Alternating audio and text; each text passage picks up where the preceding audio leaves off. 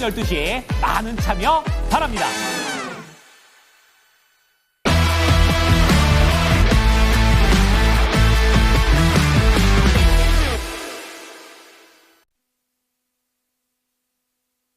네, 프로의 시선입니다. 타이탄 파트너스의 윤현민 인사 함께 할게요. 이사님 안녕하세요. 네, 안녕하십니까. 네, 오늘 여러분들이 궁금해하시는 주제 잡아왔거든요. 함께 확인해 보시죠. 네, 제약바이오 키워드별로 해서 대장주를 정리를 해주신다고 합니다. 먼저 저희가 이것도 미국으로 먼저 이슈를 건너고 봐야 될 것 같습니다. 지금 생물보안법과 관련해서 미국에서 뭐라고 해야 될까? 중국의 바이오 옥죄기라고 해야 될까요? 이제 이런 부분을 준비하고 있는 것 같은데 연내 통과가 된다 안 된다 말이 상당히 많았거든요. 지금 현재 상황은 좀 어떻습니까? 네, 일단 말씀하셨던 것처럼 생물보안법 어떻게 보면 이제 트럼프 행정부에 이어서 지금 바이든 행정부 같은 경우도 중국에 대한 압박을 좀 상당히 강하게 하고 있다라고 좀 말씀드릴 수 있을 것 같고, 특히 그 연장선상에서 지금 생물보안법 같은 경우도 올 한 해 좀 이슈로 좀 떠올랐습니다. 특히 생물보안법 같은 경우는 미국의 어떤 개인 건강이라든지 유전 정보가 좀 어떻게 보면 중국으로 유출될 수 있다, 또 이러한 좀 우려가 좀 있다, 그런 측면에서 이런 걸 방지하기 위한 어떤 그러한 아이디어로 지금 어쨌든 법이 좀 착안됐다라고 좀 말씀드릴 수 있을 것 같고, 그러면서 이제 중국의 기업들을 아예 명시를 했습니다. 뭐 우시 기업에 대한 어떤 정확한 좀 명시가 있었고, 이와 관련해서 뭐 우시 앱텍이라든지 우시 바이오로직스 같은 계열사들이 정확히 좀 명시가 됐다라고 좀 말씀드릴 수 있을 것 같은데요. 이 법안이 어떻게 보면 원만하게 좀 처리되는 듯한 모습을 좀 보였습니다만, 최근에 보면 미국 내 차기 상임위원장으로 꼽히는 랜드폴 상원 의원을 좀 비롯해서 몇몇 민주당 중진 의원들이 좀 반대를 하면서 약간 좀 이제 흔히 말해서 좀 법안이 통과되지 못하는 좀 그러한 좀 상황이 이르렀습니다만, 미국의 마이크 존슨 하원 의장을 좀 비롯한 좀 몇몇 의원들이 주도로 해서 다시 한번 지금 생물보안법에 관련된 부분들이 연내 통과를 좀 할 수 있는 어떤 그러한, 제가 볼 때는 기로에 서 있지 않나라고 좀 생각을 하는데, 지금 이 생물보안법 같은 경우가 어떻게 보면은 지금 이 국방수권법에 지금 포함이 됐어야 됐었는데 포함이 되지 못하다 보니까 연내 좀 어떻게 보면 통과가 어렵지 않을까라는 얘기가 있었습니다만, 앞에서 말씀드렸던 지금 하원 의장을 포함한 의원들이 올해 좀 빠르게 좀 통과해야 할 법안으로서 지금 예산 지속 결의안이라는 것이 있는데, 여기에 지금 어쨌든 생물보안법을 좀 넣겠다라는 얘기가 있습니다. 결국 그 안에는 생물보안법을 좀 비롯해서 중국 제재 법안을 포함하고 있는 어떤 법안들이 상당히 많다라고 볼 수 있을 것 같고, 거기에 뭐 이제 생물보안법도 있겠습니다만, 뭐 인공지능이든지 뭐 컴퓨터 칩, 양자 컴퓨터 같은 어떻게 보면 중국 기반의 기업들이 기업에 좀 투자하는 것을 좀 금하는 좀 그러한 법안들이 있는 상황이기 때문에, 그와 관련돼서 연장선으로 지금 생물보안법이 지금 언급이 되고 있다라고 좀 말씀드릴 수 있을 것 같고, 그런 측면에서 지금 이제 생물보안법 이외에도 지금 트럼프 행정부 2기가 이제 출범을 하죠. 내년 1월에 좀 출범을 하게 되면 결국 이제 기준금리 인하에 대한 어떤 그런 것과 좀 맞물릴 수 있는 그런 상황이 되다 보니까, 충분히 M&A 같은 좀 업계에서 봤을 때 상당히 좀 이런 자금들이 활발하게 움직일 수 있는 좀 그러한, 제가 볼 때는 여건이 만들어지고 있지 않나라는 좀 생각을 하고 있고요. 네. 그러한 측면에서 생물보안법에 관련된 부분들, 물론 이제 연내 통과가 가능할까, 통과가 가능하지 못할까라는 어떤 그러한 좀 제가 볼 때 시기적인 문제도 있습니다만,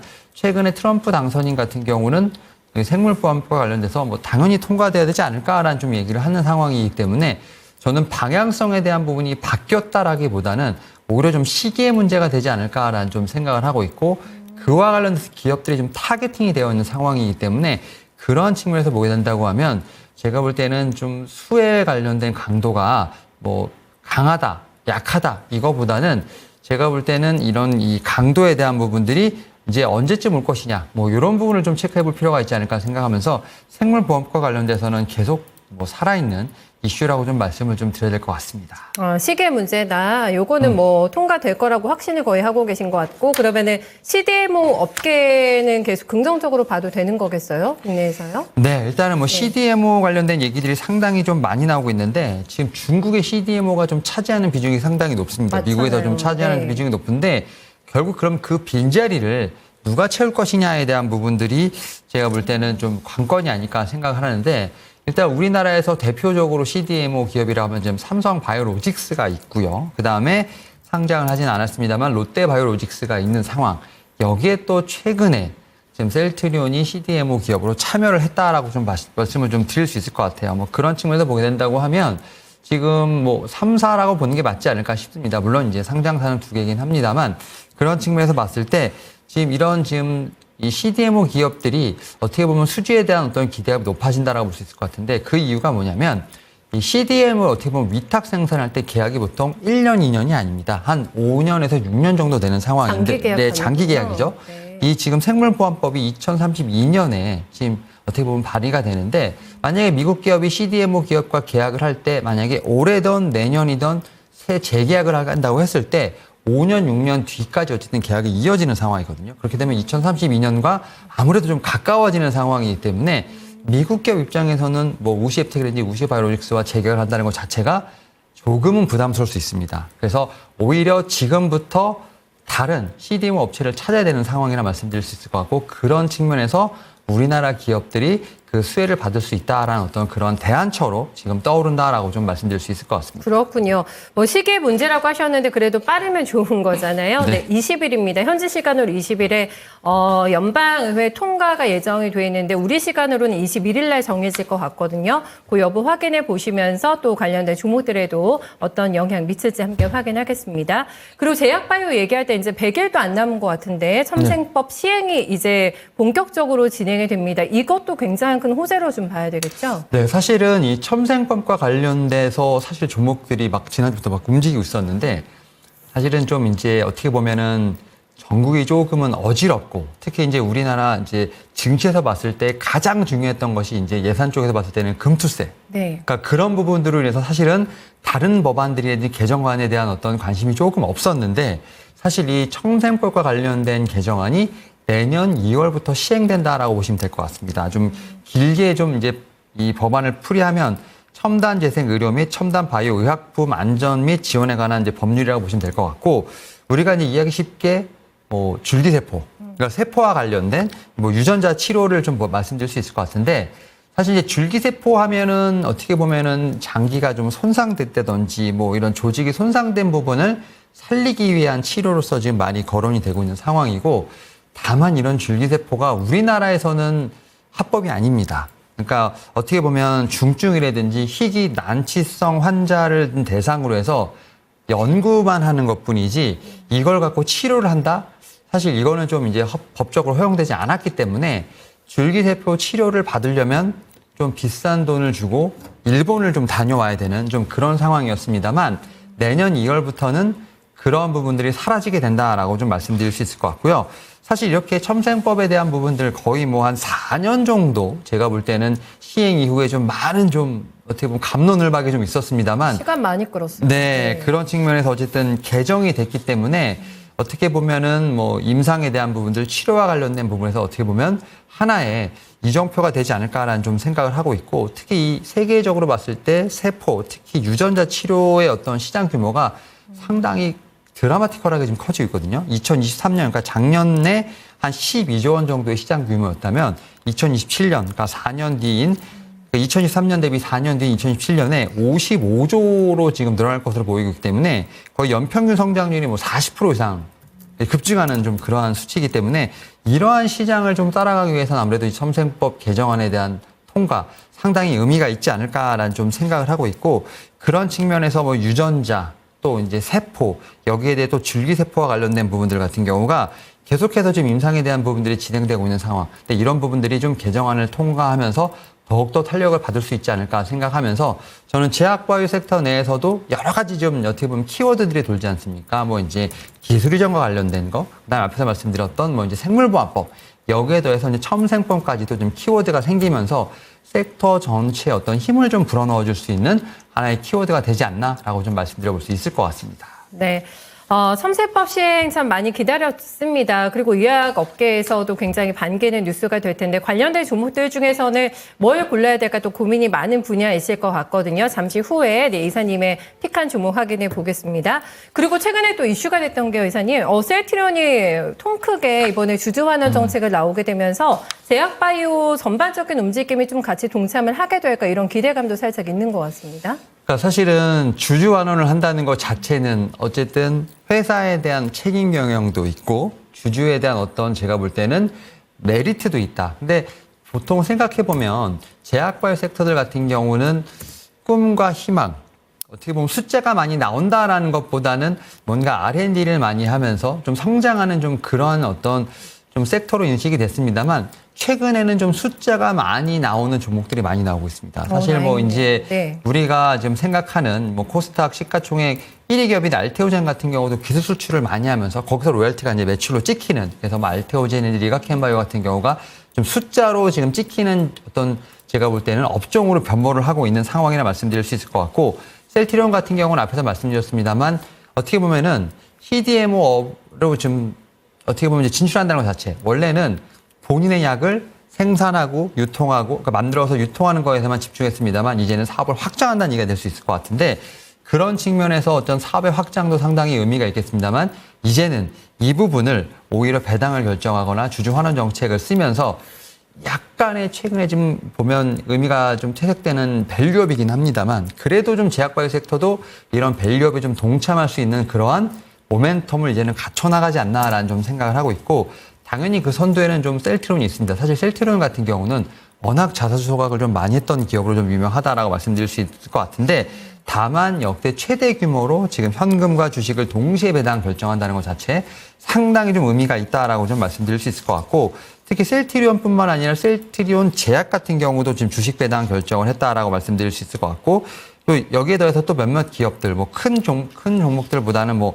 어쨌든 간에 뭐 BC월드 제약 같은 경우도 현금 배당이라든지 뭐 5년 만에 주식 배당 결정을 하면서 어쨌든 제약바이오 섹터에서 조금씩은 이제 이런 배당에 관련된 얘기들이 나오는 상황이기 때문에, 사실 이제 어떻게 보면 주식 소각, 배당 이런 건 뭐 은행이라든지 아니면 뭐 우리가 말하는 안전한 종목들 위주로 뭐 KT 엔진 이런 종목들만의 어떤 전유물이 아니라 이제는 제약바이오 섹터로도 어떻게 보면 이러한 제가 볼 때 주주 환원 정책이 내려온다는 것 자체는 오히려 모멘텀을 더욱더 단단하게 만드는 하나의 좀 그런 계기가 되지 않을까라는 좀 생각을 하면서, 여러 가지 좀 제가 볼 땐 제약바이오 섹터에 좀 일이 있다. 그래서 이런 이슈들이 좀 어떻게 보면 대장주로 나설 수 있는 하나의 좀 밑거름이 되지 않나 생각하고 있습니다. 네. 셀트리온은 현금 배당과 주식 배당 같이 결정했습니다만, 사실 제약바이오가 주주 환원을 한다고 하면 무상증자 또 많이 카드 이용하거든요. 그런데 요즘에 또 시장 분위기가 셀트리온을 비롯해서 약발이 그렇게 많이 먹히고 있는 것 같지는 않아가지고요. 긍정적인 시선으로도 접근할 수 있는지는 좀 들어봐야 될 것 같습니다. 세 가지 주셨거든요. 생물보안법, 첨생법, 그리고 주주 환원. 이 세 가지 키워드에 걸맞는 그럼 핵심 종목 골라오신 거죠. 네, 맞습니다. 네. 일단 첫 번째로 생물보안법 관련돼서는 제가 뭐 삼성바이오로직스라든지 뭐 셀트리온을 말씀드렸습니다만, 오히려 조금 이제 좀 민첩하게 좀 밑에서 움직일 수 있는 종목을 좀 갖고 왔고, 저는 이제 대장주로 이제 말씀드렸던 삼성바이오로직스라든지 셀트리온 말고 그 밑에 단에 있는 바이넥스를 좀 일단은 탑픽으로 좀 말씀을 좀 드려볼 수 있을 것 같은데, 이 회사가 지금 이제 바이오시밀러 제품에 대한 글로벌 상업용 의약품 생산 공급을 위해서 지금 뭐 유럽의약청, 그다음에 미국의 FDA 쪽에 좀 실사를 좀 받고 있는 상황인데, 일단은 유럽의약청에서 의약약품청에서 일단은 좀 승인을 좀 먼저 획득을 했습니다. 그런 상황에서 제가 볼 때는 바이넥스 같은 경우 충분히 어떻게 보면 삼성바이오로직스, 셀트리온을 좀 따라갈 수 있는 어떤 캐파를 가지고 있다라고 좀 말씀드릴 수 있을 것 같고, 그런 측면에서 저는 이 생물보험과 관련돼서는 바이넥스 한번 좀 말씀을 드려볼 수 있을 것 같고요. 그리고 두 번째로는 이제 제가 이제 어떻게 보면 첨생법 관련된 부분에서 좀 말씀을 드렸는데, 첨생법 관련돼서는 저는 큐로셀 한번 좀 말씀을 드려볼 수 있을 것 같습니다. 아무래도 이제 세포 치료와 줄기 치료와 관련된 쪽에서 봤을 때 카티 치료에서 제가 볼 때 대장주로 말씀드릴 수 있을 것 같은데, 큐로셀 같은 경우는 지금 이제 안발셀이라는 어떤 지금 약품을 좀 개발을 했는데, 킴야에서 지금 국내에서 두 번째로 지금 출시될 카티 세포 치료제라고 말씀드릴 수 있을 것 같고, 일단은 상업화는 내년, 하지만 이제 2026년부터 좀 매출이 잡힐 것으로 보이고 있기 때문에 그거에 대한 기대감이 있다라고 좀 말씀드릴 수 있을 것 같습니다. 그리고 세 번째로는 이제 주주 환원 정책과 관련된 부분에서 말씀을 드렸는데, 이와 관련돼서는 아직까지 뭐 셀트리온이 대장주가 아닐까라는 좀 생각을 합니다. 현금 배당부터 시작해서 상당히 좀 통 크게 지금 일어난 상황, 여기에 더해서 4분기 실적과 관련된 자신감이 있는 상황이기 때문에 주주 환원 쪽에서 봤을 때는 셀트리온 한번 대장주로 말씀을 드려볼 수 있을 것 같습니다. 네.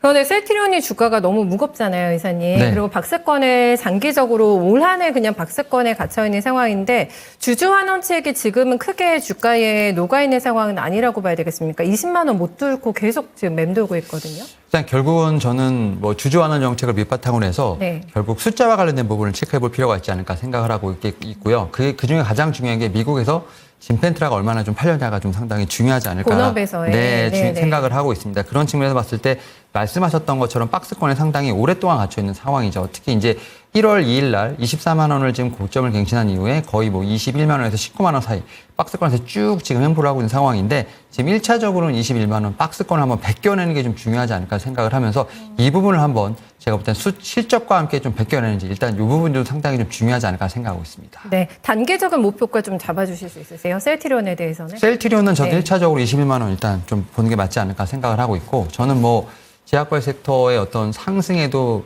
사실은 셀트리온이 많이 소외됐던 상황이기 때문에 오히려 좀 상승 추세가 붙는다고 하면 오히려 전고점을 좀 도전할 수 있는 종목이 되지 않을까라는 생각을 하고 있고 여기에 대해서 내년에 아마 또 지금 셀트리온 헬스케어가 합병이 됐기 때문에 네. 셀트리온 제약도 좀 그런 얘기가 나오지 않을까라는 생각을 하면서 또 추가적인 모멘텀도 한번 기다려보는 게 어떨까 생각을 하고 있습니다. 3, 4 다 같이 봐도 괜찮겠네요. 오늘 말씀 잘 들었습니다. 네, 감사합니다. 네, 윤여민 이사와 함께 했는데요. 각 주제별로에서 핵심 종목을 선별해 봤습니다. 약간 눌려있는 종목들이 오늘 대다수로 좀 세 종목이 제시가 됐는데 잘 체킹해 보시면 좋겠네요. 네, 프로의 시선이었습니다.